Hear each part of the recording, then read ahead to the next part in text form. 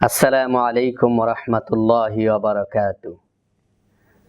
প্রিয় দর্শক, আমাদের আজকের পর্ব দাদ এর মাশক। প্রথমে আমাদের জানতে হবে দাদ এর মাখরাজ সম্পর্কে।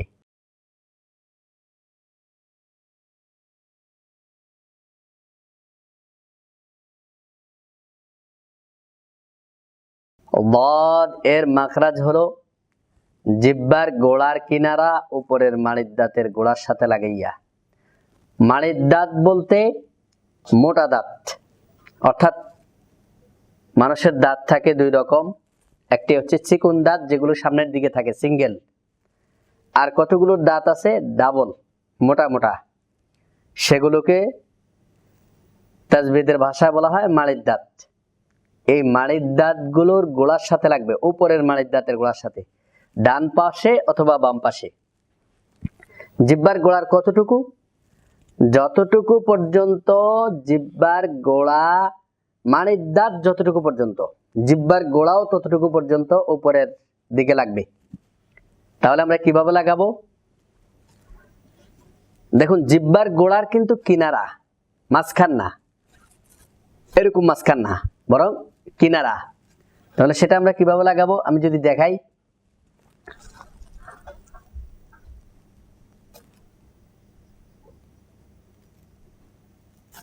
দেখুন, আমাদের অনেকের প্রশ্ন, জিহ্বার গোড়া যদি উপরের দিকে উঠাই তো আগা কি করব?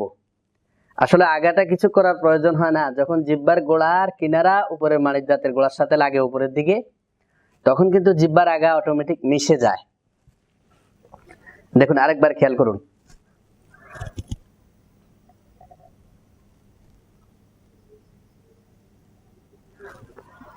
ضاد الزبر ضاد الزير ضي ضاد পেশ ضو ضاضيض ضاضيضا। এখানে আমাদের বিশেষ করে একটা সিফাত খেয়াল রাখতে হবে, যে রিখওয়াত, অর্থাৎ নরম ভাবে জিহ্বার গোড়াটা উপরের দিকে লাগবে। ওয়া ওয়াই ওমো। আরেকটা জিনিস আমরা খেয়াল করি, এখানে আরেকটা গুরুত্বপূর্ণ সিফাত পাওয়া যায়, ইস্তিতালাত, অর্থাৎ জিহ্বার গোড়াটা উপরের দিকে উঠবে, যে একবারে একসাথে উঠে যাবে না, বরং এই দেখুন জিহ্বার গোড়া, এই জিহ্বার গোড়া যদি উপরের দাঁতের দিকে লাগে তাহলে লাগবে কিভাবে? এই যেভাবে আস্তে আস্তে উঠবে, একদম নিচের থেকে এইভাবে, আও আও আও, অর্থাৎ আব এরকম ভাবে লাগবে না, আও। আওয়াজটা খুব ধীরে ধীরে আদায় হবে। ইস্তিতালাত মানে হলো লম্বাই, লম্বা ভাবে আওয়াজটা হবে। ওয়ালাউ, ওয়ালাদ এরকম হবে না। এখানে একটা জিনিস লক্ষণীয়, সেটি হচ্ছে জিহ্বার আগা থেকে আমাদের অধিকাংশ মানুষ দাদ আদায় করে জিহ্বার আগা থেকে, সম্পূর্ণ গলত। জিহ্বার আগা থেকে আদায় হয় দাল।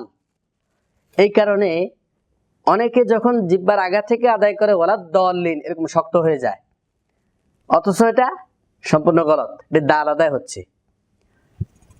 দাদ আদায় করার জন্য জিহ্বার গোড়া থেকে আদায় করতে হবে, জিহ্বার গোড়াকে উপরের দিকে উঠাইতে হবে।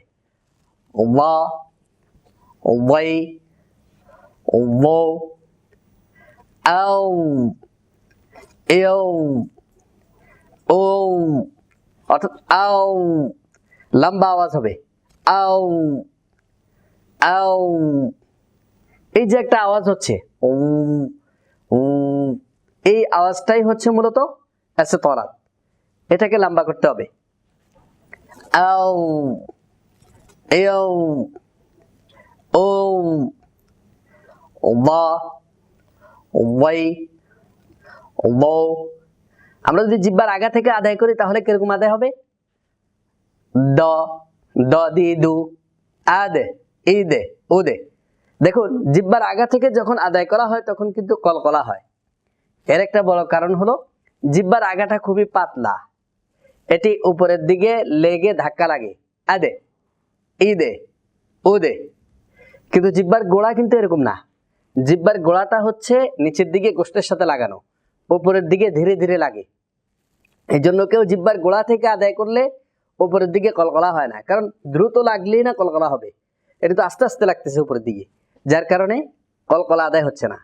আও এও ও, আমরা যদি ছন্দ আকারে বলি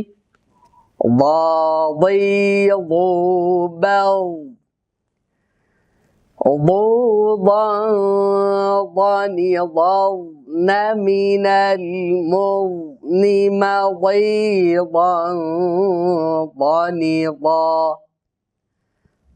ضا ضي ضو ضاضيض ضاضيضا ضاضيض بو ضوضا ضنضا من المغنم ضيضا ضنضا أو إو ও। প্রিয় দর্শক, এইভাবে আমরা দাদ হরফটিকে আদায় করার সময় শুরুতে মাখরাজের দিকে খেয়াল করব এবং সাথে সাথে তার গুরুত্বপূর্ণ এই যেগুলো বলা হয়েছে এই সিফাতগুলো আদায় করে হরফটাকে মাশক করার চেষ্টা করব। সুবহানাল্লাহি ওয়া বিহামদিহি সুবহানাকাল্লাহুম্মা ওয়া বিহামদিকা আশহাদু আল্লা ইলাহা ইল্লা আনতা আস্তাগফিরুকা ওয়া আতুবু ইলাইক।